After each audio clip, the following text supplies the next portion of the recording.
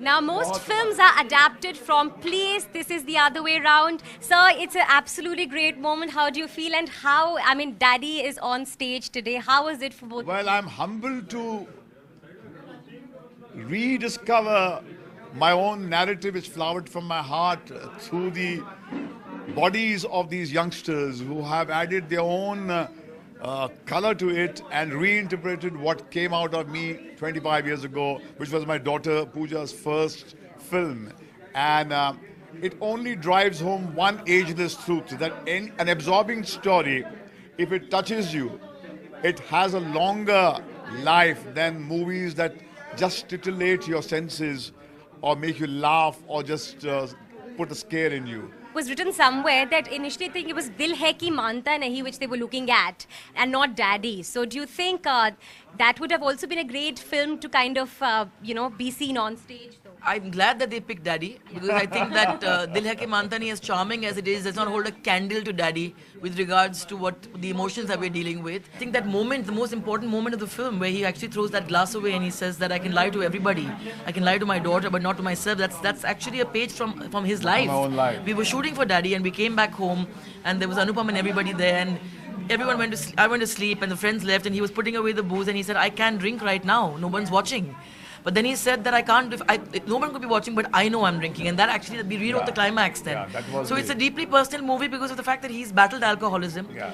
And there's a lot of that in this movie. It's very, very personal in that sense. And I think the greatest compliment I received was in the sets of Prem Diwani when a young girl, much like the girl who's playing the younger Pooja, came up to me and said, I want you to meet my parents. And the father came up to me and she said, my father stopped drinking after he saw Daddy. Like, you're a proud dad. There's one daughter sitting next to you. And obviously, we have to ask this. Everyone asks you this. Any plans on directing Alia like you did, Pooja? Obviously. I think the plans of directing Alia will be perhaps somewhere in the deep, dark corners of Pooja's heart. Because That's what I was going to say. The sister will direct. I am no longer on the driving seat as a director. Yeah. But I think Alia showed some tremendous potential in Imtiaz Ali's Highway. Pooja, you guys are such a close-knit family and, you constantly tweet pictures, you're together, like you manage to spend time even though she's so busy and you have your own stuff happening. So how is it? Like your sister's done fabulous films and all of them are great successes till now. I remember her coming to my photo shoots with her plastic bottle and a tiffin dabba and 2 changes. She loved to be in front of the camera. I was very reluctant when he offered me Daddy.